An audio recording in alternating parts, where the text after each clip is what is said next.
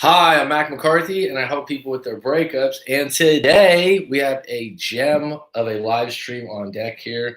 Nice guys versus PUAs, PUAs, pickup artists, a woman's perspective. We got Jessica on. She's been on the last few weeks, I believe. Yeah. Yeah. Okay, great. And one of the reasons I brought this up is because Jessica actually a couple weeks ago was like, "What's a PUA? What's a pickup artist?" I was like, "We need to unpack this one day." So just to start off, if you like this video, throw me a like. If you don't like it, it's better to have an opinion and not like it. If you want to put a comment down below after this live stream's been aired, please put it in. And if you want to subscribe, hit the subscribe button. If you want to go to my Instagram, it's Coach Mac McCarthy. If you want to book a live coaching session, it's rightmac.com. Okay, so nice guys versus PUAs, PUAs, a woman's perspective. So let's just unpack the term nice guys first. So Jessica, being a 31-year-old female from Nova Scotia, Canada, and living in Paris, living around the world, having a lot of adventures and rendezvous and intimate encounters with other men. Can we call it? Sure, you can say that. Right? So you've been approached by nice guys. Yeah. Have you had situations where you're talking with a friend, you're seeing a guy, or you've gone on a date, or you've had an interaction, and you've said these words, "He's just too nice"? I have. Right? Like, this comes up a lot because, do you know what I'm saying? And then you're like, "He's cool. I like him."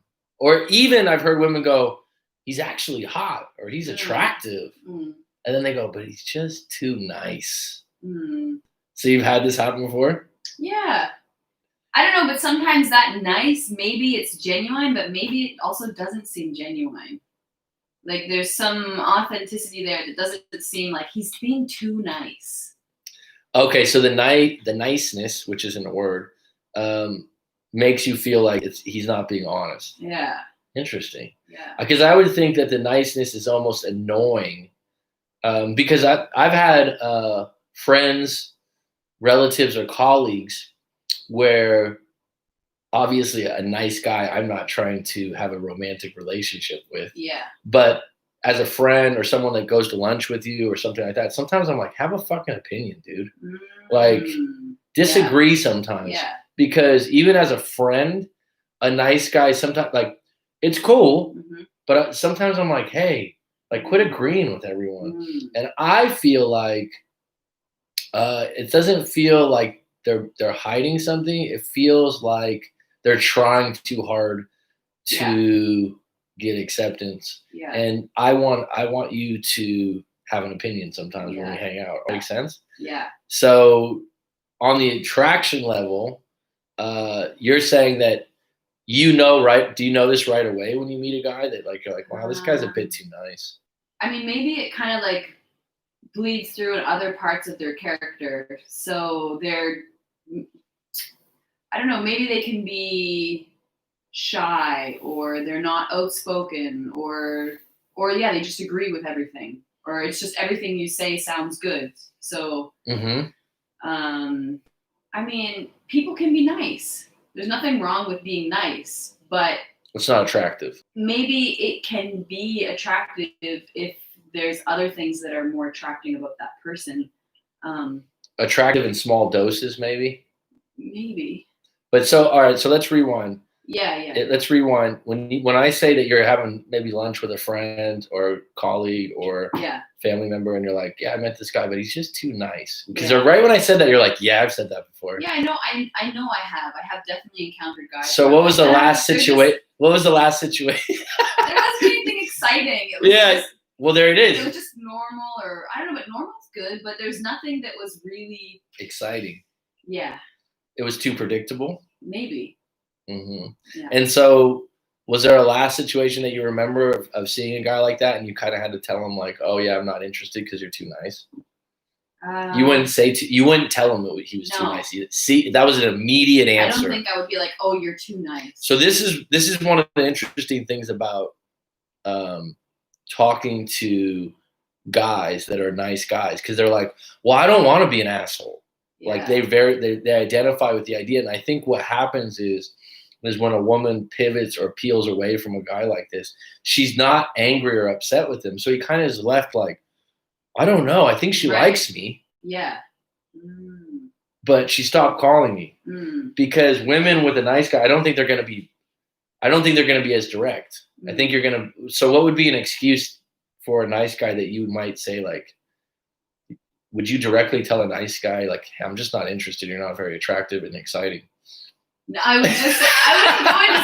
wouldn't go into those details. I would just simply say, I'm not interested right now, or this isn't working, or maybe I wouldn't say anything at all. I don't know. You just stop responding to his text and calls? It depends. If it was, I don't know, we went on one date and then they asked me to go out again. And if I wasn't interested, I would just say, sorry. I don't know. I guess I would probably say, sorry, I'm not interested to go on another date. So Jessica's saying if she was dating a nice guy, quote unquote, no, she's not interested.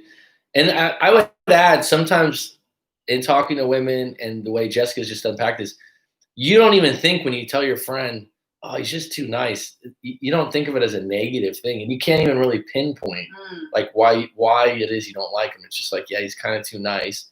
But what you just said was a really good point. You're like, it's just not exciting. So what would create excitement then on the opposite end? A guy that you can't figure out? Some mystery is always can be attractive, as long as it slowly then leads to more information being revealed. There's an expiration date on the mysteriousness. Yeah. You're like, at some point you gotta tell me. You gotta tell me. You gotta open up.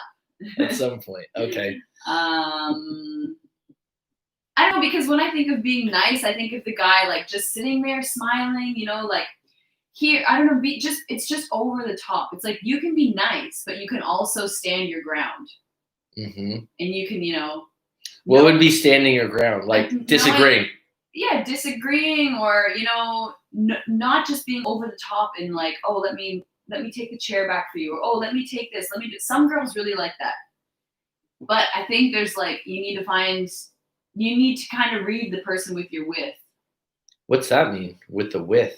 That you're with, like whichever girl you're trying to date, like, I don't know, you can make some quick, simple assumptions as to, you know, ways of like what way she might want to be treated. So like if a guy comes with me, I'm not the type of girl that's going to be like, oh, get the door for me, or here, carry my bag, or here, I'm not going to be the girl who wants the guy to do everything. Okay. Whereas you can sometimes see with some girls if she's going to require more energy or attention in that expectation kind of way. Yeah. Expectation. So like maybe like sometimes when you're being too nice, it just feels, like what I said earlier, it just feels inauthentic and like you're trying too hard. It's like you're hiding yourself in order to try to impress the other person, but it's like, well, who are you? Well, and have a backbone at some point, like, right? But you're saying, what you're saying is, in some ways, there is a market for nice guys. Yeah. So here's my take. I think that nice guys, like everyone else in every species, there's a woman that likes a quote unquote nice guy. And when I say nice guy, I've talked about this before. A really good thing to do with stuff like this is on a scale of 1 to 10, a 10 being the most nice guy in the world that's just overly over the top nice. And then there's ones that like, you're like, oh, he's nice, but you know, he could just work on a few things. There's different levels to it. But there are women out there that like a nice guy. And in my book, the reason why they like a nice guy is they generally will use him. Oh. And they'll use him possibly for finances. They'll use him for making them feel good about themselves, or they'll use him just to fucking fix their car, do their errands. Oh, wow. You know, take advantage of them in that way.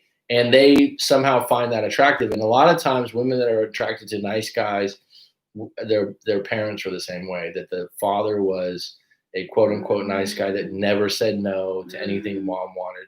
And I didn't grow up in my parents weren't like that at all. But I mean, I've met people that are, and the guys that are friends of mine that, you know, interacting and being around their families, the guys would be like their dads, like what I would call, I don't know if this coincides, but yes men, like in other words, like, okay. Right. So they just do whatever they're told. Yeah. Have you ever seen this in a relationship before? Like as a spectator, where you're just like, yeah. And like, I think that the woman feels like she's a little bit proud of it. And the guy's like, oh, this is just how it is. You know how wives are. And I'm like, not really, dude. You know what I mean? It's like, you got a beanbag. You lost your balls. Right? It's like, and it's embarrassing. But I think that men somehow think that, well, that's how it's supposed to be, especially once you're married. Right. Like, I have to do it now, Mac. Like, I have to be this way. And it's like, it's painful to watch. Happy wife, happy life. Oh, God. I like to say. Disgusting comment. Forget about yourself. Well, yeah, it's just like when you witness that, you're just like, really? That's what you've come to in your life? Like, come on, man. When you hear that statement, I'm like, that's a cop-out for you just being a total given to anything and anything that your partner wants. And I don't know if your partner finds that attractive full time. Obviously, Jessica's saying she doesn't. Well, no. All right, let's unpack. What's up, Rob? How you doing? We have to be clear on the aspects of nice. Many people define it differently. Absolutely true. I'm talking about in a partner-based situation where a man's pursuing a woman, or in a monogamous relationship, or married. So those are three different things. And where a guy goes out of his way to accommodate his partner, wife, whatever you want to call it, girlfriend, over the top. And when he starts dating a woman, he'll repulse an independent woman. Right. But I think it's attractive to a woman that finds use for a nice guy. And then the guy later on is like, why'd she cheat on me? Or later on, he's like, I can't believe how I'm being treated, or I can't believe she did this to me. And basically, these guys tend to complain a lot about their situation as if they have no power and they can never say no. What's up, Windy Dawn? How are you? If one takes hypergamy, which we talked about last week, into consideration, the standard nice guy will be easily replaced once she gets bored or what he has to offer. Jessica's saying she wouldn't even entertain a nice guy. Have you been in a relationship with a nice guy before? I mean, I would consider a borderline nice guy. I would consider the people that I've dated to be nice. And they don't have to be nice all the time. They can be nice, and then maybe tomorrow they're not going to be so nice as they were yesterday. I mean, it's something that's changing. We're not always just nice. But I guess maybe that can be a characteristic of a person. In a relationship. Yeah. In a relationship. I would have to say that a lot of the guys that are nice always would become a friend. So, all right, let's go into pickup artists. Let's go the other. So pickup artists, but they can be nice, can't they? I'm not saying they couldn't or couldn't be. So let's, Rob, we might need your help to define this also. So there's a lot of information on this. I'm not an expert on pickup artists or anything like that. I've read the book The Game by Neil Strauss, The Truth, which unpacks a lot of that subculture. I've seen different things on it, the red pill stuff, on and on and on. And basically, a pickup artist now with the internet too, there's a lot of information out there that I think in the past, someone would probably have to get a mentor. Right. Of sorts. They'd go to some guy that is quote unquote really good with betting women. Specifically betting. I think a pickup, if I had to say it to me, and I could be wrong, Rob, Wendy, Don, we only have 3 on deck today. I guess this isn't a very good time. If I had to guess, and correct me, let me know your take. And this is all an opinion, right? So like you take something like a pickup artist and someone goes, that's not what a pickup artist is. I'm giving you my opinion. Yeah. To me, if someone identifies with that, they're not looking for long-term relationships. They're looking for numbers. And they might consider themselves quality and quantity, but they're really looking for what's the best place for a pickup artist? Probably a bar, club, cafe, these kind of open sets that they call it an open set. They have terms for this stuff. Right. Of how they're going to approach, how they're going to get a quote unquote number, which I think the dynamics of getting someone's numbers changed. I think some people are like, what's your Instagram or what's your Facebook first? Yeah. For sure. I think that approaches have changed in the last 10 years of like getting your digits. I got her number. It just doesn't flow like it used to, right? No, that's too 2000. Like, hey, can I get your number? Someone might even be like, I've known people that don't even have a phone number now. Yeah. They just they just use Facegram, Instagram, all that stuff. So I think a pickup artist is more focused on, dealing with multiple women, hooking up, and getting to the promised land. Yeah. So you've obviously encountered guys that later on you probably knew were to be like this. Maybe. I've never really thought about it. Well, okay, so like, has there been a guy that you've met and you're like, this guy's smooth, or a guy that you feel is like, I don't know what it is. I think the pickup artist community, I could be wrong, Rob, because you know more about this than I do. I think a lot of what they do, they call it nagging, is like creating situations. For example, if a woman's beautiful to the sense that most guys would find her beautiful to the sense that she knows she's pretty, she carries herself in a certain way, that guy would, as a pickup artist, would go out of his way to attack that. He would, instead of saying, oh my God, you're gorgeous, he'd go, I think you got a little bit of a smudge on your shoes. So like you're thinking like, what the fuck do you mean, Mac? Like, or you go up to her and you're like, oh, you got a little mustard right here. It attacks maybe something that she has about her identity, where now she's in his frame, in the sense like, you don't find me beautiful? Challenge is created. It's an awkward approach that the other person's like, I'm used to men going, you're beautiful, you're gorgeous. This guy's different. He's not interested. The other thing is a guy creating situations where he's unavailable. There's a lot of that involved. And so if you were swoop, what would we call it? Swooned? No. Is that even a word, swooned? I don't know. If you were charmed by a pickup artist, you might think while you were being charmed by them that I don't know why, but I really like this guy, but he's kind of mysterious and he's kind of an asshole. I think that's what you would feel. And so if you had that happen before, where you're like, this guy's kind of an asshole, but I like him. I have to say, I don't really. I think if someone was a pickup artist and they swooned me, I didn't realize that that's what was going on. Because I had never really heard this term PUA until last week when we started to talk about it. So I just would call that person maybe charming, or maybe they weren't charming, but there was some sort of something intriguing about them. Okay. So I didn't know if they were. So you don't know if you've been a victim. Don't know. I don't know. Really, I have no idea. Did you ever feel like there was a guy that possibly, because you're using the word charm quite a bit, charmed you, and then afterwards you're like, wow, I really misread that guy? I misread him how? Well, like, in other words, you thought he was one thing, but after you guys maybe hooked up or got together, his interest maybe went down. Or and then it just you were kind of like, I thought he was this, but then after we hooked up or slept together, I thought there would be more. Yeah, and then I can tell he's controlling the situation, and he's not that interested. And actually, I'm still into him, but I'm kind of pissed that I like him. I think that's how it is with a pickup artist. Like, you're kind of like, because the guy isn't a nice guy.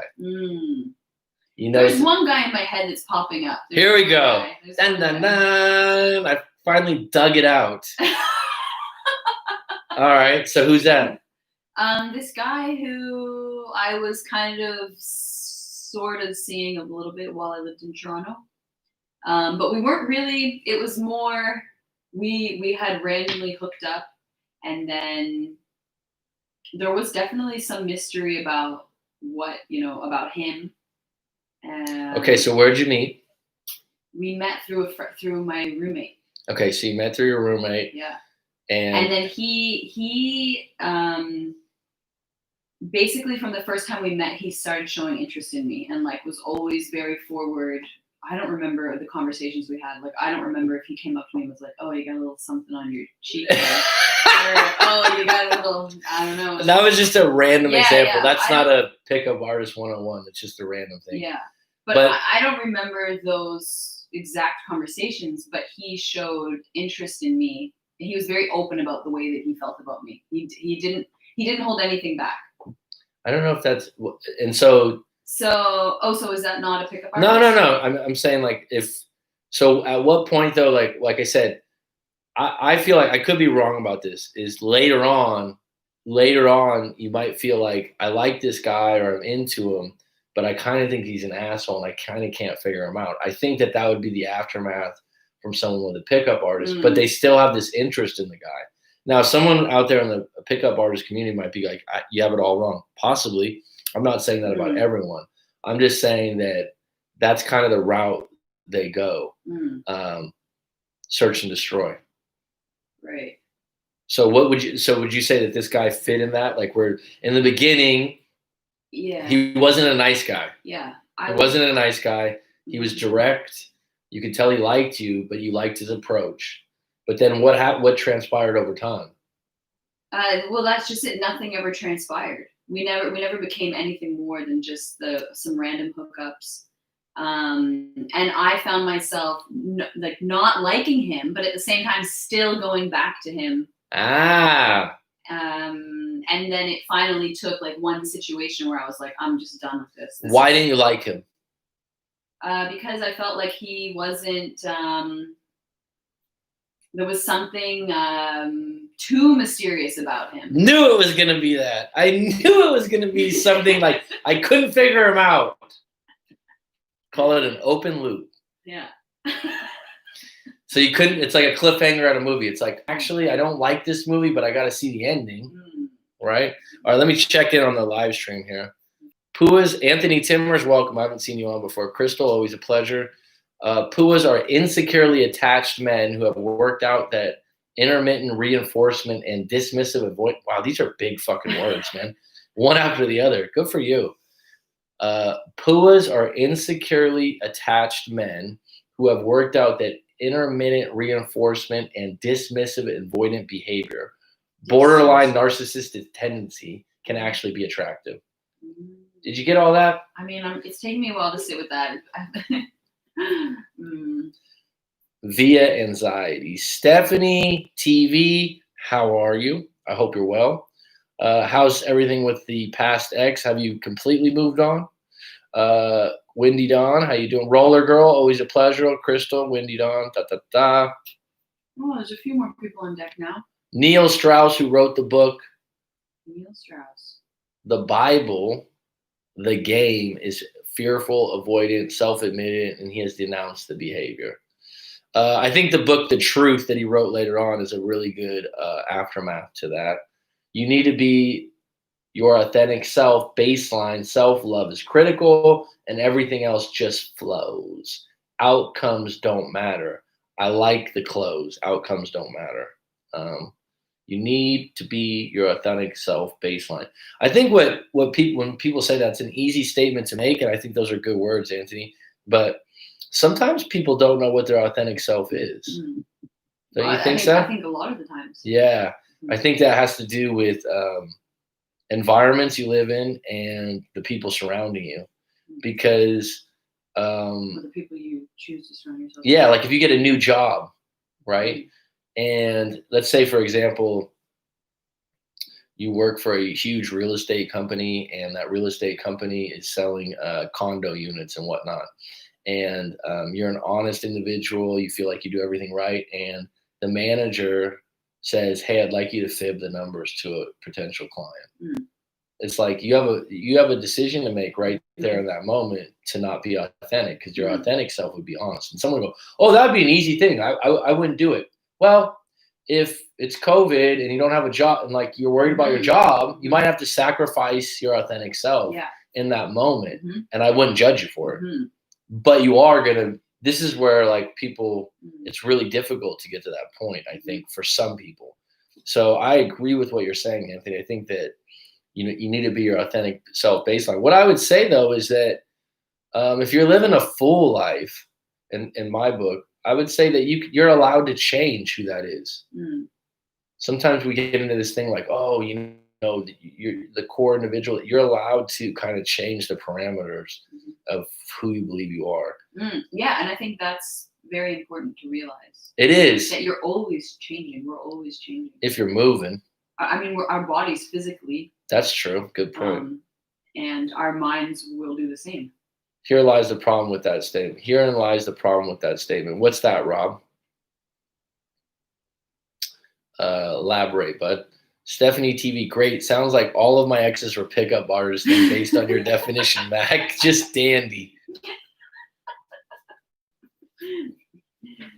I mean, human nature has a certain level of natural pickup artists in it, no? Like, I mean, this is a slippery slope because there's people out there, like Rob's already saying, not all PUAs, not all. I mean, this is what I have trouble with if someone is a beta and has anchored in mannerisms that is his authentic self, then he will demonstrate those, which likely will work against him. So what he means by that is beta is feminine act, or sometimes too nice a guy. The term authentic self must be clearly defined. Okay. But going back to this defining a PUA, someone out there would be like, well, I'm a pickup artist, but I don't do that, or I don't do this, I don't do that. I think that here's if you read the book The Game by Neil Strauss, which is a great read for anyone, man or woman. He's just a good writer. And The Truth, Neil Strauss. They're like I said, well-written books. The Truth is absolutely shocking. What he reveals about his father. It's absolutely shocking. I'm like, I'm like, there's some secrets I don't know if you share with the world, dude. Wow. Jessica's eyes are up like, what's the secret? I want to know. I'll tell you in a moment. Oh. I'll leave you on a cliff.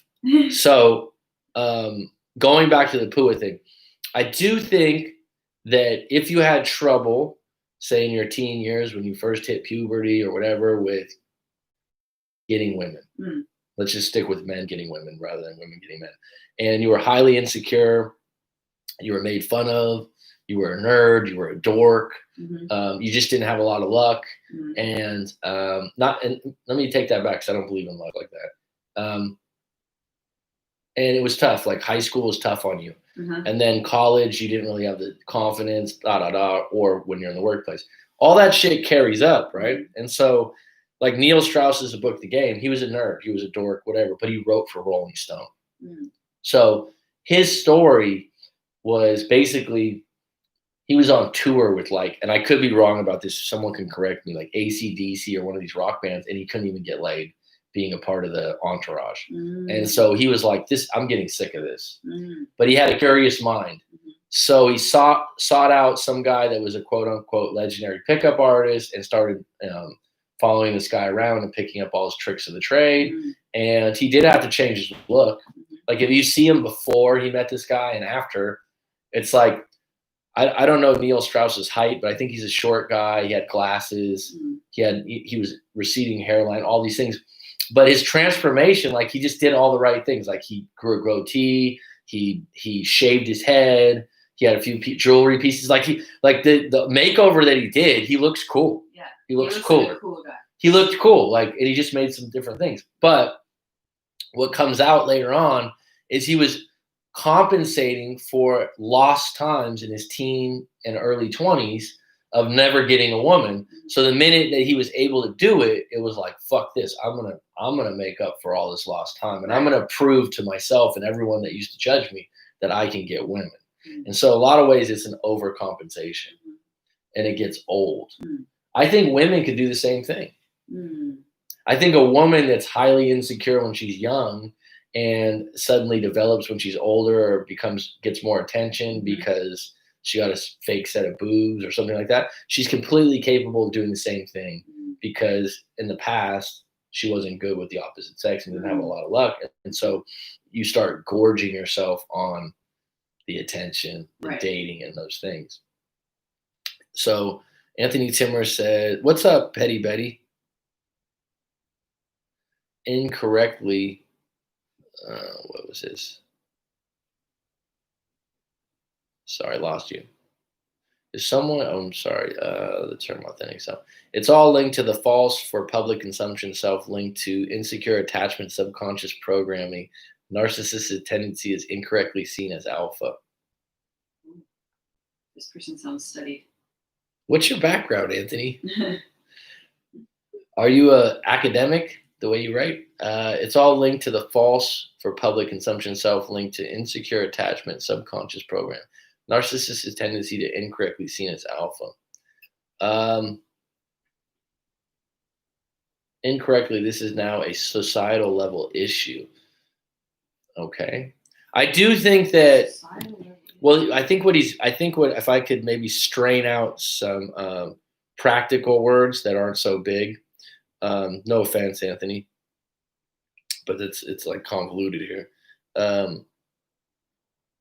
This beta alpha thing kind of bothers me, that like a guy's either alpha or he's beta. I think that guys have alpha moments and beta moments, and then you have like Navy SEALs that are like, that guy's an alpha, and so everyone's like, oh, I got to be more like that guy. Like that's the alpha. That's who I want to be. And unfortunately, for a lot of people, they're never going to be a Navy SEAL. I'm not. Like if I told you, Jessica, I was like, I'm going into the SEALs, you'd probably go, you? You're laughing right now. I'm enlisting special forces. Not that I could because there's the age gap, right? But you'd go, I would drop to the floor. Yeah. And so, I think that like on the highest level, those individuals are always going to be, the alphas or whatnot. But these alpha beta things. So being beta means being more feminine? Yeah. And alpha means being just like SEAL man. Yeah, like if you could say like the ultimate alpha would like Jocko Willem, maybe you don't know, or David Goggins, guys are they're ex-Navy SEALs. You've met guys like this, right? Fucking yoked, take no shit. Jocko Willem, who has a podcast now, he's a cool dude. Like I don't know anything, but he's like, when I went into combat. Yeah. She's just like, I went into combat. It was a goddamn pleasure. It was a goddamn pleasure to be in combat with men beside me to take lives. And we would take lives in the name of the nation. Jesus. Right? It's like this guy's fucking intense, right? Yeah. You know what I mean? It was an absolute pleasure. So a lot of guys would like to identify. Yeah, and then guys would be like, fucking Jocko Willem. You know what I mean? Yeah. It's like, all right, like I'm making a little bit of a spoof of it, but it's true. Like it's like, like this guy's got purpose. This guy's fucking yoked. I wouldn't fuck with him in a dark alley. I mean, you know what I mean? This guy, list goes on. Unfortunately, not everyone can be that way, right? And not everyone. Fortunately. I think that there are guys out there that women will find attractive, and they're not on a scale of 1 to 10, 9 or 10 alpha male based on the way they look, or based even on the way the things that they're into. I mean, I've been a teacher for 10 years. I wouldn't find that alpha at all. Beta is attractive. Beta is attractive. Now, Rob's going to have a problem with this. So you think beta being attractive? Beta is attractive to some women. Is attractive in a man. But that's me. I don't want to see some alpha yoked guy, testosterone floating everywhere. But you would have to say that you don't want just some guy that's completely beta. I would have to say that you can have hard and soft sides. Okay, no pun intended. So hard. So you're saying that it could be a mix, right? I would say that there's women out. This is where the label thing gets me a bit, and I'm a part of YouTube, and I'm a part of the internet and whatnot, and I just have this issue that sometimes we always want to put things in boxes and labels, and human beings are more intricate, and so just saying one person's one thing and one person's another, it's easy to do, but I'm thinking of a client I had recently that the description she had of her ex-husband, or I think no, it was a boyfriend. She was like extreme. She was like he was extremely skinny. I think he was a professor of some kind of biology or science. She's like very nerdy. She's like, but he had great posture, and so like all the things she was describing, definitely not alpha. Yeah. But she was highly attracted to him because Mm-hmm. he had confidence. Mm-hmm. Why did he have confidence? He had confidence, like I don't think like being like he was a professor at a university, so he had something to hang his hat on that was science. Is that alpha? I don't know. I mean, he's got glasses. She said he was skinny. She said he wasn't supremely attractive, but she was very attracted to his confidence in conversation, and she even mentioned his posture. Right. But she also said, like, from the naked eye, he was a nerd. Mm.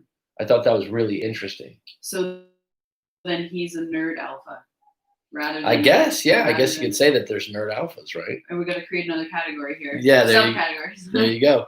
Okay, people-pleasing beta trait is linked directly to codependency and the 4F trauma stress responses, namely exasperated fawn response, again linked to attachment theory. Okay, Anthony, attachment theory is this big thing. I'm aware of it. I'm familiar with it. I haven't studied it hardcore. I've read about it. It basically puts people in certain boxes of who they are based on their childhood and their life experiences, and it's a way to predict how they react to things based on what they fall into.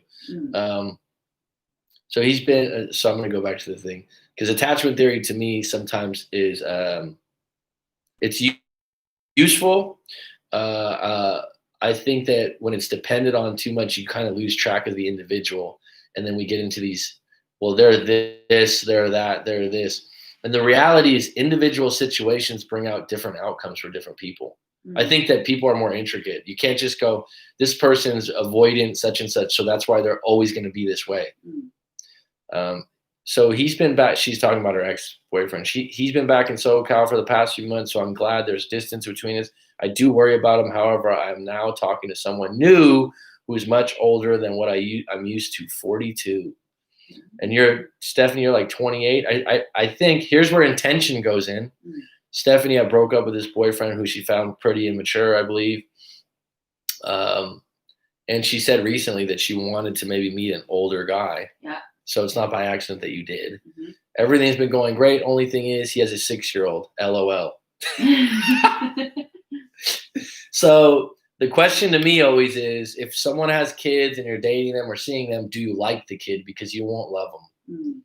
You won't go, oh, I just love your kid. Yeah. You have to be able, there's something about the kid where you're like, wow, the kid's endearing. Have you ever seen the movie Jerry Maguire? A long time ago. But remember the kid? Hey Jerry, do you know that Hey Jerry, do you know that the human head weighs 8 pounds? Yeah, glasses. Yeah. Mm-hmm. And he's just like an endearing, cute kid, right? That like had a cool personality. The kid's name was Ray, I remember. It's like you could tell, like Tom. It's a movie, right? So it's Hollywood, but like you could tell Tom Cruise was like he liked him immediately.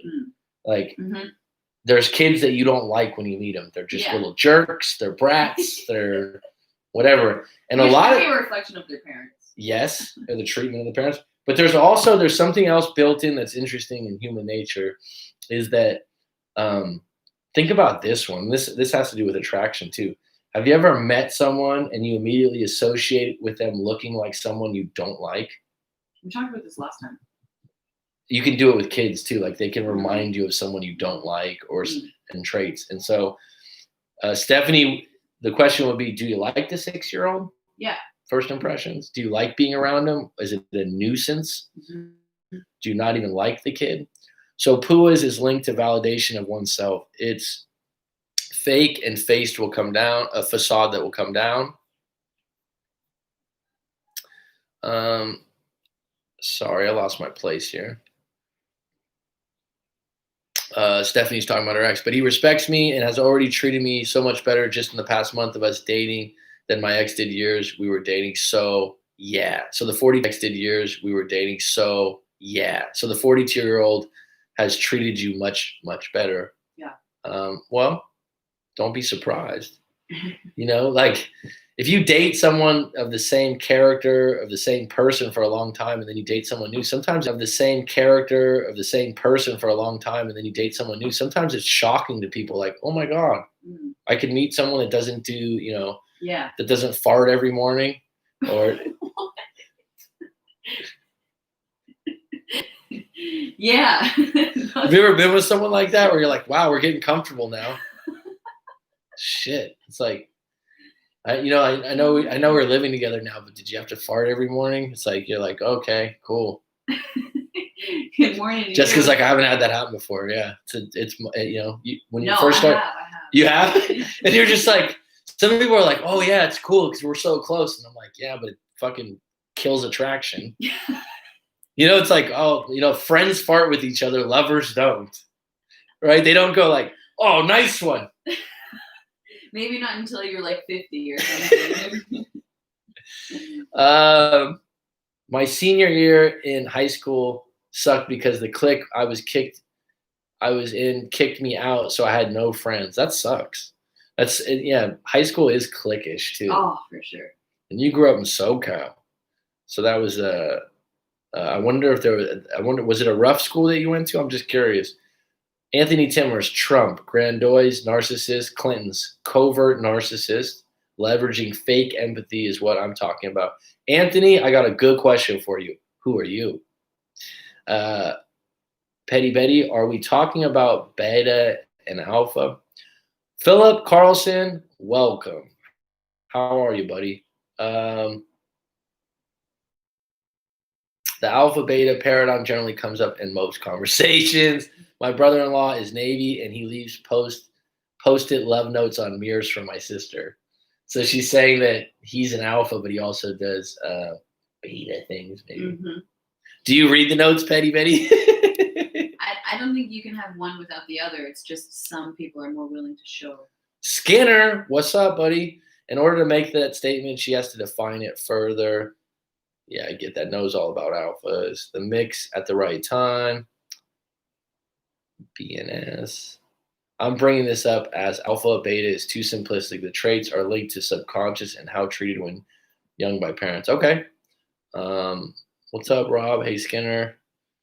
Jessica, I agree. Beta can be sexy. Mm-hmm. Oh. Who's saying this? Oh. Stephanie TV. Stephanie. Showing their soft, sensitive side is a huge turn on for me because Stephanie TV. Stephanie. Showing their soft, sensitive side is a huge turn on for me because my ex was completely alpha and never showed any emotion, etc., until we broke up and he became an alcoholic. My ex was completely alpha and never showed any emotion, etc., until we broke up and he became an alcoholic. Alpha to beta. So you're like, it wouldn't be a 50-50. Would it be like an 80-20? I don't know, but it would definitely be higher on the alpha side, I think. It would be higher on the alpha side, right? Stephanie, that's definitely a dismissive avoidant. Jessica's face is like, dismissive avoidant? You can read about this thing called attachment theories. Yeah. And Anthony, what's your background, if I may ask? And a lot of this is on the internet, and it's a way to put people in boxes. It's useful. I don't have a problem with it. I don't sign up for it, but I'm not against it. But it's a whole set of theories of this person's this, so that's why they act this way. Look at it. Yeah. Well, here's the thing. As our connection gets reconnected, I think that what people lose track of is as humans evolved, right? Neanderthals and different things and cavemen, probably the Navy SEAL guy is going to get all the women and get the most food and kick everyone's ass at the fucking camp. Sure. And the other guys get hunter-gatherer times. Yeah. The other guy's going to have to scrap out, and do his best. That was survival. Yeah. But I think now, if you think the nerd that has the, job that gives him $500,000 a year, or he built some kind of computer program, actually is alpha now. It's survival. It's survival, right? So like someone might be attracted to the natural good looks of a guy that works out or even is an ex-criminal or something like that of rough edges, they can be just as attracted to a guy that's quote unquote nerdy, but actually has a lot of money, it's highly successful. What do you think? Can. Sure. That can also be attractive. Petty Betty says self-awareness is attractive. It shows growth. Yeah, I agree. See, this is why it's good to have a woman on here. Whenever something by a woman said, Jessica's like, yeah. The guy says something, Jessica goes, what does that even mean? Oh shit. Anthony Timmer's that's interesting. However, he was completely yoked and definitely alpha in all aspects as far as looks go. And he was super aggressive. So I don't know, he could be, but definitely see alpha. Situationally, I know how to act appropriate. I think one thing that we do is if you've had a relationship, a long-term relationship, and it didn't go well, and especially if it was bad for a while, which sounds like for you, Stephanie, no offense, you've shared a lot. It sounds like it was bad for a while and you put up with a lot of different shit. The minute you get into a fresh new relationship and it doesn't have that stuff, it's kind of like, oh my God, there's people out there that don't have these problems. And so it's much more attractive being with that person. The issue is sometimes people want a little bit of that old guy, a little bit of that new person, and you're never going to get the necessarily perfect mix, but it's absolutely true to always compare, I think, who you've been with before. I think you can only compare. You can't not compare. You're always going to compare your new person with your old one. With your old one. And so there's going to be comparisons there, or you're going to be relating. You're going to be like, oh, well, this is the way it was before. But I think that you're still going to, even though maybe you don't want to compare, you're still on some level going to be. Is that where mindfulness comes in? Jessica was talking to me about mindfulness earlier. That's why I'm teasing her. I mean, maybe yes, some mindfulness. Like, because would it be unfair? Awareness to that? Yeah, would it be unfair to judge the current guy you're with based on what another guy had or was? You shouldn't I don't think you should compare your current partner. I don't think you should judge them and compare them to your previous and hold them accountable for someone. What do you mean? But didn't you say you'll always compare? You compare, but I don't think you should not. You can compare them. And how do I want to say this? So good question. You can compare. There can be comparisons made, but know that they're not the same. They're obviously not the same people. So deal with it. Don't hold that comparison at a place, like, okay, you can compare them, but let that thought go on. Okay. Or like live in the present moment. Stop thinking about that person from the past. Okay. Well, situationally, I know how to act appropriately, Rob says. Got it. Dark Knight's on deck. Cypress Legend. Yes, it's on the mirror. Oh, she's saying that she does read the guy's Navy notes. Unexpected. I don't know where this came from. Dark Knight just throws out unexpected sex all the time, everywhere, anywhere will keep any woman glowing all day long. Just make sure you stay in shape and work out often to keep up. Keep up. Is this true? I think that's true. I mean, maybe we need a little more details, but I mean, it does sound slightly exciting. The funny thing about Dark Knight saying that, I was thinking he was going with the woman should be doing that, and he's saying no, the man should be initiating that. It's interesting. Then call me at your earliest convenience. I might be okay. So this is personal. I went to a normal SoCal high school. What does that mean? High school girls are evil except for me. I don't remember what I did, but it was towards the clique leader. Well, there you go. I call that the queen bee. Little female groups always have a queen bee. Did you have a queen bee in your group? I don't know. Maybe in and they're usually, this might sound really bad, they're usually the one that's not maybe the most attractive, and they're bitter. And they'll be like, oh, that guy's not good for you. Oh, that guy's just trying to do this. Oh, this person's this. Oh, this person's that. And the rest of the group's like, yeah, yeah. If you've ever seen Desperate Housewives, which I don't know if it's true or not true. Housewives. They have like 10 different Desperate Housewives on TV in America. I don't know. I haven't watched it in a long time. Wait, this is not it's not a reality It's show. a reality show. It's supposed to be. Right. They're rich women. And there's always a queen bee that stirs the pot, and then the rest of the group is like, "Oh, hell no!" Yeah. There's one for like Orange County. And this sounds horrible, but when I used to go back home to visit, I say used to because I'm not going to go for over a year now. I would watch that show, and I would just be like, is this even real? How pathetic is it? I mean, my parents had like cable TV, so I would just be hanging out and I'd be like, what's this? And I'd be like, do these people actually want to be filmed acting this way? It is scripted. It's scripted. You think it's scripted? Yeah, it's definitely a direction. I think there's women that are Desperate Housewives that are that pathetic. No, women do exist like that. They do. But the show is scripted specifically to, have this drama that keeps people like being like, oh my God. It's pretty bad. Stephanie, hello. So I like his kid, but he's a lot to handle. Takes a lot of K's attention from me. Oh, so that must be the guy's name. Also, I'm starting to believe he runs back and tells his mom. Well, the mom's always going to be an issue. The ex is always going to be an issue.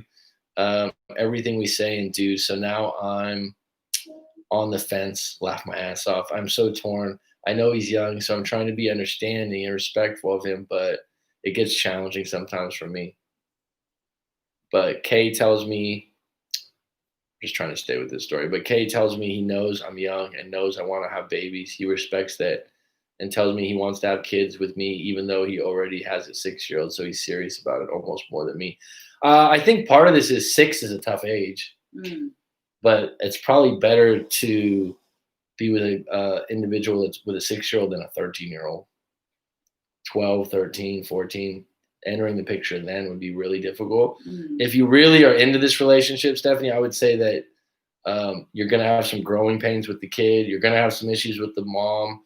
If you can go through the rough age, I have had people tell me people have told me before, that have a kid and they're single parents that like in the beginning it's hard, but you get habits and you work on it. So if you like the kid, it's fine. But if you're not on deck for raising someone else's kid, some people don't like that. It's a choice. Yeah. It's not an obligation. Don't do it if you're going to be bitter about it because you're going to fuck up the kid a little bit.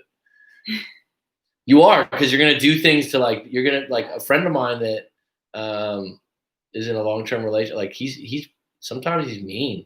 I'm like, you said that to the kid? Like you make fun of him and stuff? Because it's not his. Yeah. And it's the same kind of thing. He'd be like, he's a little brat. He always wants his mom's attention. It's like they're competing because he doesn't look at it like it's his kid. Right. He's never taken that role, and he's there full time. I think at some point, you got to embrace it. If you're not going to embrace it, then move on. Judge the current guy based on what another guy has or was. Everyone does a bit of judging and comparing. I agree. But Kay tells me he knows I'm young and knows I want to have baby. Okay, I read that already. Some people have a gold standard as to what they judge others against. Yeah. I never compared because breakup is done. If you're comparing, then you're not over it. I think if you're clear why you broke up, in your next relationship, you should be more clear on what it is you want, so you don't have the same deficiency. He put me through a lot of shit in the past. Okay, very dark times in my life with him. We'll be glad they're over. I'm good, buddy. It's a beautiful night. Good for you, Philip. That would keep any man glowing all day. It's definitely true. I'm currently dating a really woman. I think it's hot woman. And we're out often. I always surprise her with sex in the sea in the dark corner of the lounge. It's a fucking dark corner of the lounge. Wow. You guys are like rabbits. Everyone's like, oh, good for you, Dark Knight. She is always nervous, but absolutely loves the excitement. Oh, not here. Go ahead. Well, I mean, I'm glad we cracked the case. I think we can pack it in on the live stream because Dark Knights just told us what you need to do. You need to have sex anywhere and everywhere and have the ability to keep up with it and consider dark corners of lounges. Yeah. And in the sea. So. And in the sea. Yeah, I like that. Mm-hmm. Interesting. Mm. Well, Dark Knight, I'm going to say I'm happy for you. Cherish it. Keep it going. Petty Betty says, get it. Dark Knight, car sex is the best sex, just saying. Really? Yeah. Jessica's like, I don't know if I want to share that.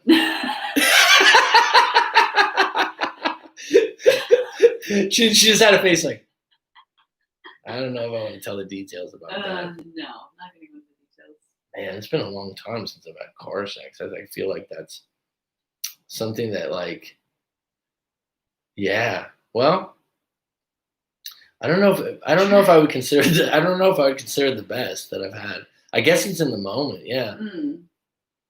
Stephanie, wish we could get some more details on that. I like that Dark Knight. She's always nervous. Oh, that's a real turn on. She thinks I'm completely nuts. This hybrid heat makes you do wonders. Well, good for you. I'm happy for you. Not enough room in a 2-seater. LOL. Philip Carlson says elevator sex. Elevator sex. Ah, wow. Would you do elevator sex? I don't know. I've never. Jessica was like, I've already done it like 15 times. I've never done it before. I've never been in that situation. Petty Betty says, I would love car sex, but I love my car too much, so that's never going to happen in my car. Why? You're worried about the stains or smell? Someone one time. Stay to the car wash.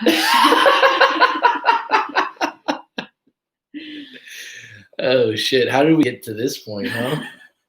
Dark Knights. Yeah, Dark Knights. Like I said, I'm getting some. I've talked about this earlier. I've ordered some recording equipment, some mics, and a mixer, and we're gonna be able to do phone calls. So maybe I'll have you on Dark Knight, and you can discuss some of this this eloquent, dirty side of you. The adventurous side. Yeah, but because Dark Knight's done a live coaching session with myself, so he's obviously doing really well post breakup. Really, really well. Mm-hmm. I'm not going to take credit for that, but I'll say I contributed, right? TV sounds like you and I can have a really good time. Stephanie TV. Oh, wow. So here's Dark Knight says, sounds like you and I can have a really good time. And she says, tempt me with a good time. Don't tempt me with a good time. Jesse, been a few months, man. How are you? How you been? I have a couple Jessies that I've done live coaching sessions with. Is this the one from America or the UK? I think it's the American one. I hope you're well, bud. I actually was just referencing your story recently. Come to Cyprus. It's still 32 Celsius and sun all day long. Nice.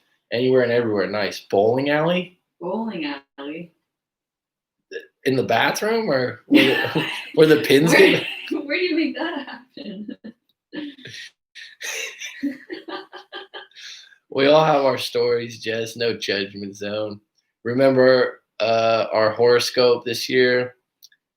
We can't be in dark corners, so no dark corners sex for people born in the year of the monkey. Oh, God. I forgot Petty Betty told me this. I know I didn't remember. Sorry. I mean, horoscope's interesting to me. Jessica's into horoscope stuff. It's interesting to me. Yeah, I like to listen to it. Didn't you help me with a chart of it or something? Yeah, from what's her name? Channy Nichols. Channy Nichols. What's the book?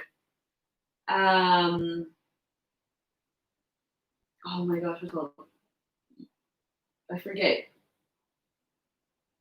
Channy Nichols. You were born for this? You were born for this. Petty Betty, check it out. Says, yeah, Petty Betty told me to stay away from water and dark corners. I don't think I'm not. Oh. Luckily, I'm not big on dark corners. It's not. Yeah, no, it's not like, oh yeah, let's go find a dark corner tonight. Okay. Maybe you should take up Dark Knight's advice and go over to a dark corner of a lounge. No, it's advised against the year of the monkey. Way more confident, assertive. X reached out last week. been a ride. This is Jesse from the States, right? I won't say exactly where you're from, but so the ex reached out. Wow. Jesse, I would definitely like to have you on the show when I get this call-in thing. Um, isn't it illegal in Cyprus? Oh, Johnny says car sex is uncomfortable. You know what? Let's just have a live stream on car sex. Why not? You guys can, exchange photos and shit like that. It depends on the car, I guess. I'd call Mac. Nice guys versus PUAs. Yeah, we got off the topic, didn't we? Rules are made to be broken. Absolutely, man, with pleasure. The experimental, filthy side. Got time in November to break some rules. America, LOL, deputy. Yep. Okay, that's the same Jesse I was thinking of. Well, that's great, man. We did a couple coaching sessions, and you had a situation where you were basically going to the door quite a bit and stating your case and writing letters. It's the fact that you've become more assertive, and she just so happened to reach out. I'm not surprised because this individual situation, they had a really good relationship. She had a kid. I have a very good memory. She had a kid, and the kid had special needs of some sort, and he went above and beyond to, be there with the kid and whatnot. And something went wrong. Something was misinterpreted or misunderstanding, and the relationship just spiraled quickly. And so Jesse was left explaining himself over and over again because he didn't understand why the breakup happened. But the reality was his ex had a lot of baggage from her past relationship, and she had 2 parents she lived with and a sister that was a overweight hairdresser. Just to put context, Jesse, how good is my memory? Right? And overweight hairdresser. Just to give you some context, and that was being polite. And they were all in on the, like, you should be doing this in the relationship, you should be doing that. So she was also training to be in some kind of law enforcement, and so she was in the middle of school for that.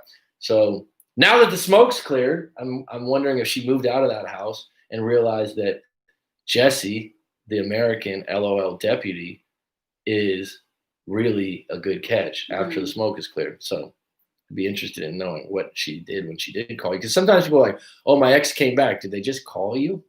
It's kind of different, right? Okay. It's always better when you're not supposed to be doing it. Let me know when you would like to have that audio back. Would love to help out. Your videos and streams are fantastic. I appreciate it, bud. Dark Knight's actually from Montreal. I think I told you before. Yeah. Hey, what's up, Jen? If you do call-ins, Mac, I want to be on call for sure. Line them up. It's supposed to be October 14th. I'm supposed to get the gear. I don't know if it'll take a day or 2 to set up. So that'll be Judgment Day. Water in dark corners. That, in theory, would be underneath a waterfall in Thailand. Wow, I've never tried that before, but we do have waterfalls. Now I'm thinking about things. Just call me. I'm random. I don't plan. Betty wants to be on. I'm down for being on the show. LOL. Jesse, you'd be good. You're a character, dude.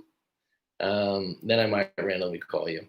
My ex contacted me and I tried to Leon Barron.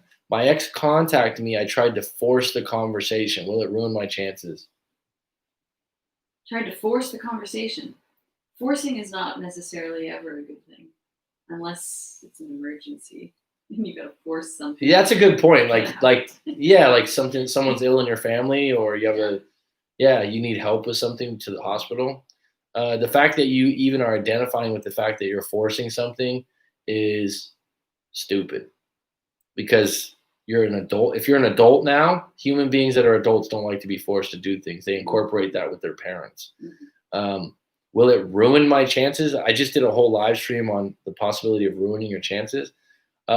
Change that narrative to learn how to not force things. Yeah.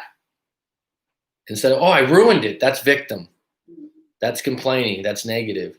The idea that I think I'm trying to force things. What would be an alternative route on this? Maybe I should read this book. Maybe I should book a live coaching session with Coach Mac McCarthy and fully unpack my breakup, because what I'm doing right now is not working. I don't know. That monkey's horoscope, not dragons. Leon Bar, never force, never beg. Thank you for that, Rob. Definitely looking forward to the call-in feature. Nothing kills attraction faster than predictability and routine. I had literally just decided to let go, and then my phone went off a couple days later, even said I could visit her daughter sometime. So do you want to revisit the relationship? Maybe we should save this call. Great memory, Jesse says. I have a fucking good – if I talk to you in a live coaching session, I can be like, oh, the sister was an overweight hairdresser. I know the state you're in. I know your job. I know about your relationship with your – like we go into a lot of stuff when we talk. You trying to be forceful with me now? Leon writes, please reply, answer. Hello, hello. Is this a joke? Please read my question. See, you know what gets me is there's some people that are extremely desperate when they break up, and they scare me. It's like it's like the Instagram message I got recently where someone's like, I need help. I'm desperate. I need this. I need that. And it's like, I don't want to help you. Because like you're so far into I, and you're not into taking responsibility, listening to maybe the idea that you could have done something wrong or that you might just have to accept a breakup. When you're in a mode where it's like, I need help. I'm desperate. Can you help me? What can you do for me? Can you get my ex back? It's like, fuck. I'm scared of you. I don't want to jump in that dungeon that you're in because right now you're taking it to like a whole nother level. If you come at someone and you're like, fuck, this breakup has me spun. I'm hurting. Can you help me, Mac? Sure. I really want my ex back. I don't know what to do. Okay. Like we can talk about that. I'm desperate. I need help right now. It's killing me. That's the statement that makes me cringe because I'm like, really? Not really. Yeah. It's not killing you. My ex reached out tonight. You nailed it. Well, I mean, to give you some background, Philip and me have been doing some coaching, and I know his situation. I kind of know his ex's personality a little bit, and he's been doing no contact, and he keeps asking me, did I ruin my chances? Did I shut the door? And I'm like, she's going to contact you. She's going to find a way. And so when she did, because he kept saying, like, she's never going to contact me again. I'm like, in this case, I think she probably will.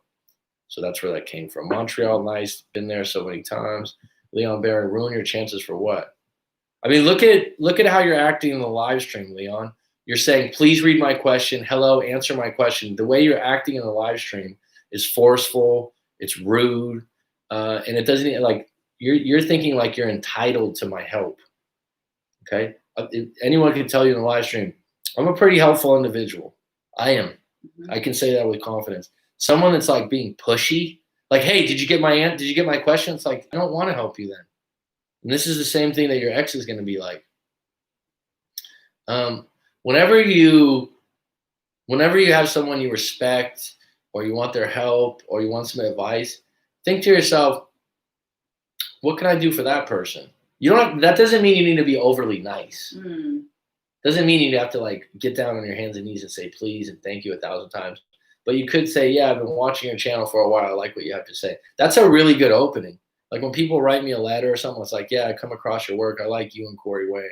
And I just like the way you say things. That's a really good way to butter me up to like want to help you. Sending me the message like, I need help. I'm desperate. What can you do for me? If you can help me now, that would be great. When's the first time you can call me? Me. That tells me a lot about your character instantly. You're almost exhausting me instantly where I'm like people like that, I actually don't want to even dive in. So I've had people before like, you know what? I don't think I can help you. Leon Barron, that would make you run and hide from you, maybe even block you. Jessica's waning, I can tell.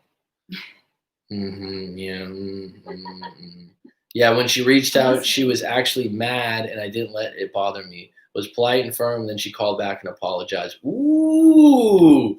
So some of those books I had you read and some of the things I told you actually went into practice, Jesse. See, that the old Jesse would have been like, oh, I'm sorry. We will unpack that bad boy. Define the action of the force. How did you force it? Rob, haha.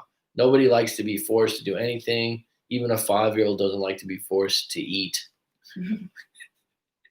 if you have a forced conversation with someone, they are not for you. Move on. The right person will talk for hours over nothing. Well, you have to reevaluate if you even consider that an option. You got to look at yourself. Like you're approaching interactions with other people selfishly, and you're not listening. And I think that's a big fucking issue for people in breakups. That's where I help people. Write your story, and then I can show you where you're not listening, where you're not getting something. And there's a lot of times where someone will go, I didn't look at it that way, actually. And that's a like aha moment in the coaching session, because the whole time all you think about is what you want. Right. Left the ball in her court, so to speak, said, if you want to catch up sometime, let me know. Maybe we can set something up. Great way to go about it, Jesse. It's open, it's optional, and I might add, it sounds like you're indifferent. I learned reaching out to your ex is just not a good idea. It hinders your progress of moving on and forward past them. You end up hooking back up with them and digging your hole deeper. Well, yeah, every time you continue to hook up, you re-entangle yourself. I mean, it's difficult though, because if you're still attracted to each other, and it's a Friday night, and you got that feeling, it's kind of hard not to say like, well, I'd like to have that intimacy. If you have a forced conversation, okay, sorry. Unless you can already just remain friends, which is impossible if you've been in love for 3+ years. Mac does not hold back punches. He will tell you straight. Well, I'll take that as a compliment. Mac is a pretty helpful individual. I agree. Thanks, Rob. I'm an Aries. I love Aries. They're dope. The books, yes. Yeah, so like Jesse and me had a live. Jesse, what was it's so funny you chimed in because like I said, I referenced your story in a live stream. Hold on a sec, this is important. I referenced your story in a live stream, and you said that you had gone to someone before me about a breakup, like a website. And he was just saying like, after he talked to me, he's like, this is so much better, the information I was giving him. But I literally gave him a couple books to listen to on audio. No More Mr. Nice Guy and another one. So we were talking about nice guys versus PUAs today. Yeah. And Jessica said, what? That she's made that statement before with friends. Like, he's just too nice. He's just too nice, yeah. Would you, like, for a nice guy, would you have pity for them? God, wait until we get a camera to show Jessica's face on these questions. I'm thinking. Jessica's like, I don't know. I don't think. Would you give him them? No. Would you sleep with a guy out of pity? No. Because I think like there are guys out there during breakups. The reason I ask this is because some of their actions, I'm like, so what are you gonna get out of this best case scenario? Pity? And I'm like, it's just not attractive. Someone can have pity for you and show you attention. But I'm like, they're not gonna want to sleep with you. Yeah. They're not gonna want to hook up with you. I mean, not unless they're into you or something already. Even if they are, though, if there's a pity thing where it's like, oh, my life's so bad that you did this to me, you did that to me. Yeah. It doesn't do any, right? And so I'm saying, I think nice guys, they fall into like doing a lot of things for other people, things like that. But they also fall into this thing of like, well, I'm sorry. I'm sorry. I'm sorry. And they get in love with like saying sorry and explaining themselves. And I always say like, if anything, you might get some pity, but like, it's like when you meet one of these nice guys that you're attracted to, Jessica, you're like, oh, he's a really nice guy. You know what? I'll throw him in a dark corner in a club. I'll take him down to the bowling alley and get some excitement in him. I'm going to turn this guy around. Down to the bowling alley. That's definitely where we'll go. Leave the bowling alley shoes on. Yeah. Sorry, Coach Mac. Leon, I'm just making it. I'm not trying to make a fool out of you. I'm just saying, like right now, you're acting extremely desperate and pushy, even with me. So that says that that's maybe a part of your personality, and that's something you need to work on as an individual. That's not something that your ex isn't being receptive. There's a great book called "Breaking the Habit of Being Yourself" by Dr. Joe Dispenza. Start there. I always feel better when I write out my issues to Matt because he confirms what I'm doubting or contemplating about. Thanks, Petty Betty. Dude, since the breakup, I have not been hooking up like I used to in the past, but people can see the change. I guess because they're coming out of the woodwork. Go for you, man. That's great to hear. No More Mr. Guy's Guy was the one read that made me emotional. A website or which one? I don't know what you're asking, Rob. I'm sorry. Did it make you emotional? Because I didn't realize I had this psychological thing that was causing me to do some things that I was doing. Really made me look in the mirror. Actually, that's the best thing you can do when you break up is look in the mirror and size up what problems you have with yourself. I know Jessica's done that a lot, right? Sure. Any closing thoughts? Maybe not a lot, but some. Jessica's point at like hour 10 minutes on a live stream, she just starts to. It's like a little child when the Sandman comes. The Sandman. Do you know the Sandman? My mom, when I was a kid, the Sandman's coming. Is the Sandman coming? It's like, whoa. Jessica just starts to go like this, like hour and 10 minutes. It's like, Hey, give me some credit. Will no contact work a second time or radio silence? Because in the first round, my ex contacted me. Well, the fact that your ex contacted you doesn't mean it worked. It just means they contacted you.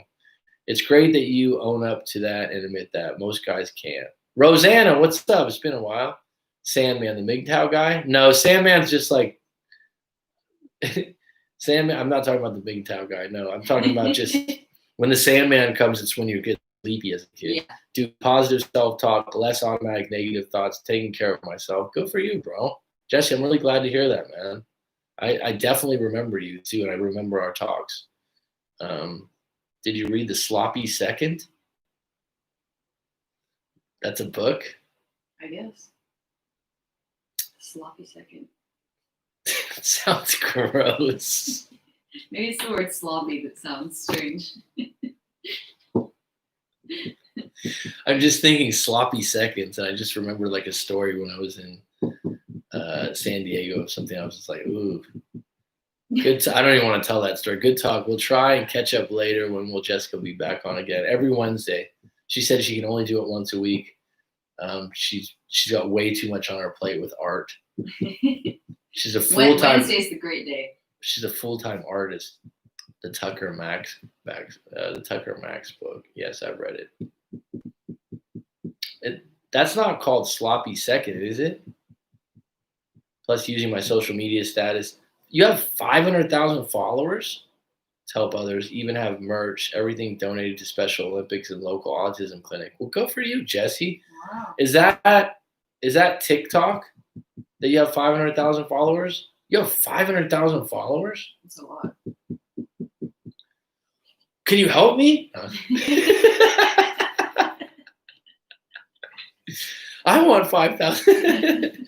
That's cool, man. You have your own merchandise? Man, I didn't know you were a celebrity. Good for you, man. I'm not surprised. Leon Barron, please don't go.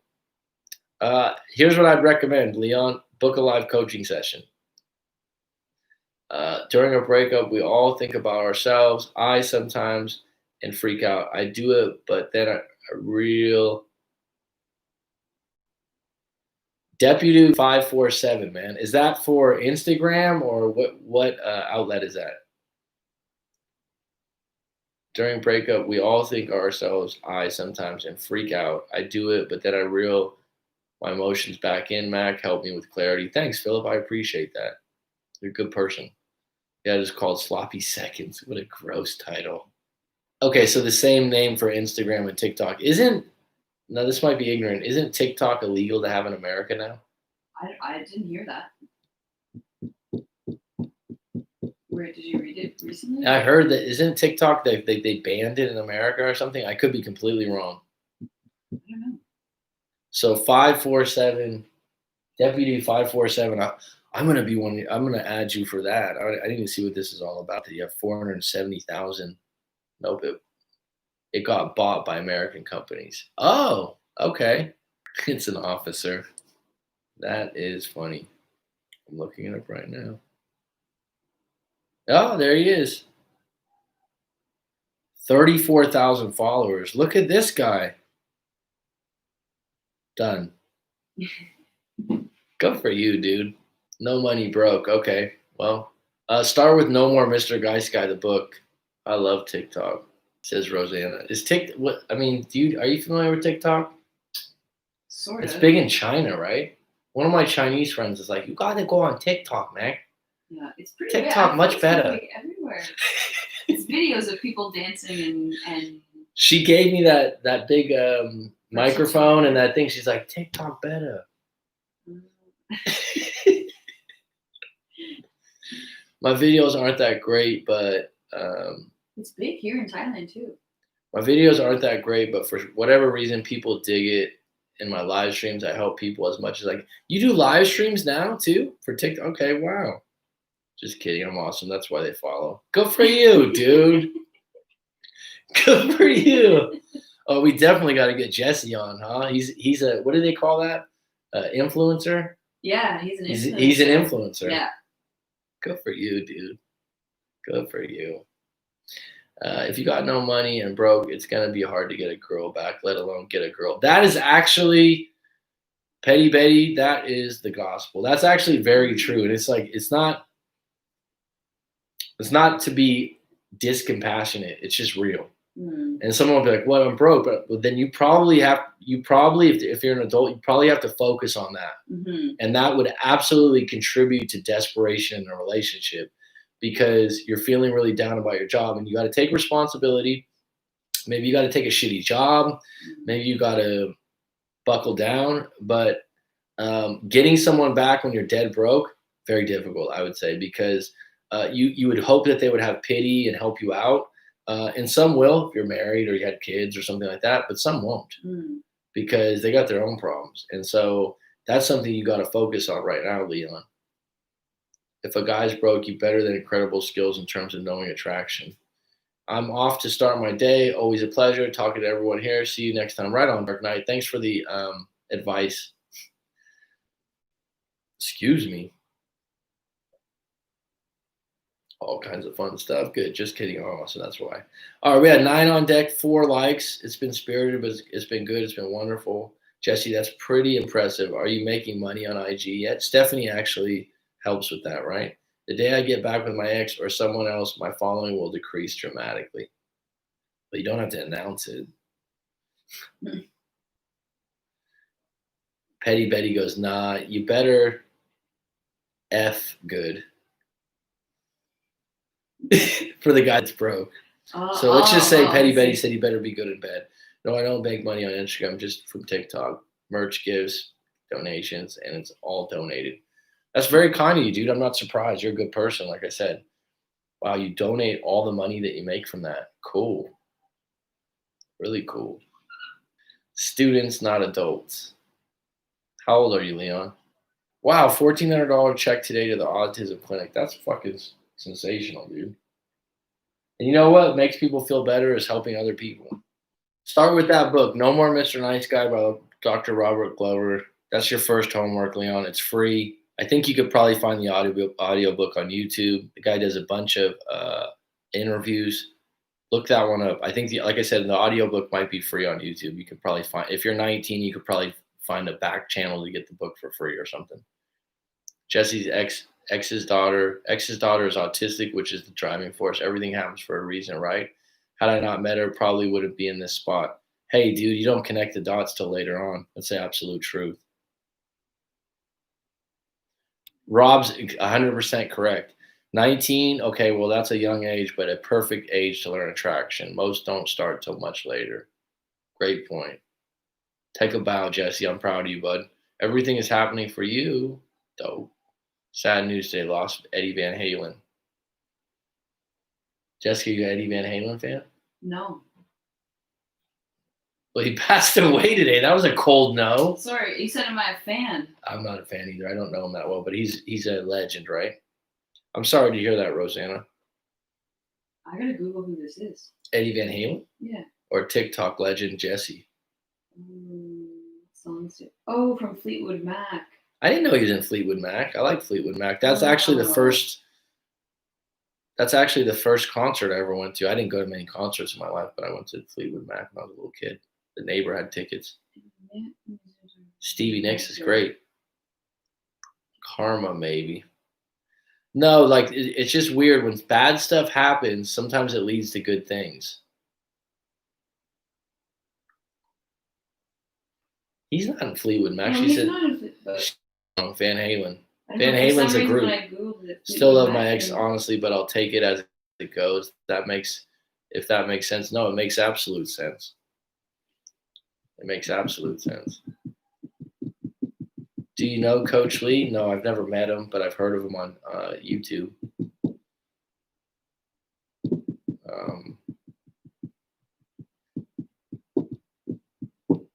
I don't like the other coaches. A lot of times people ask me if I like someone else. I like Corey Wayne.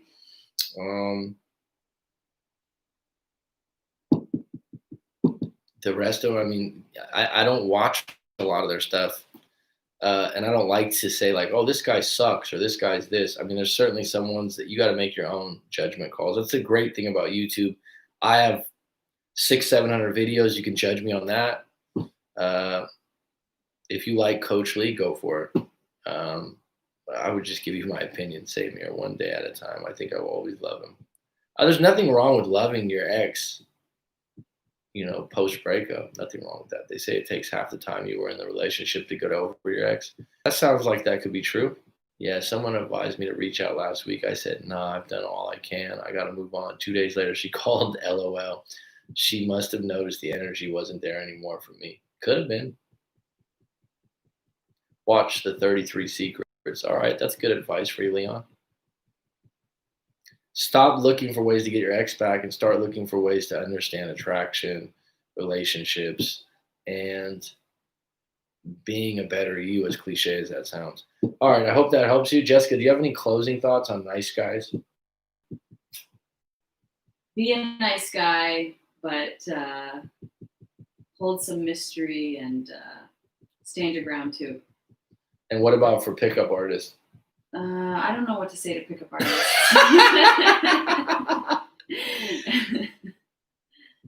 Nothing.